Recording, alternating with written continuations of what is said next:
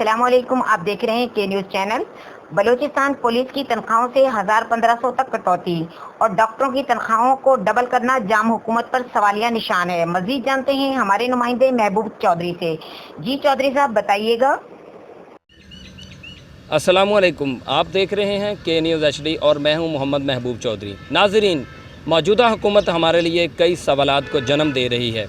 Balochistan police की तनख्वाहों से 1000-1500 तक की कटौती और डॉक्टरों की तनख्वाहों को डबल करना जामे हुकूमत पर सवालिया निशान है।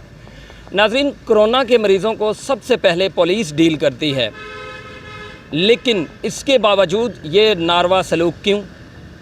नाज़रीन, सबसे पहले पुलिस कोरोना के मरीज़ों को रिसीव करती है, फिर बाद में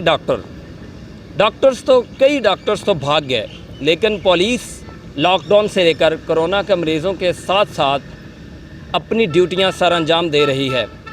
एक तरफ तो बलूचिस्तान की पुलिस की जो छुट्टियां हैं वो मनसूख कर देना, और दूसरी तरफ उनकी तनख्वाहों से कटौती, ये एक बहुत बड़ा सवालिया निशान है। क्या हमें हमारी ईमानदारी का यही सिला मिलना था?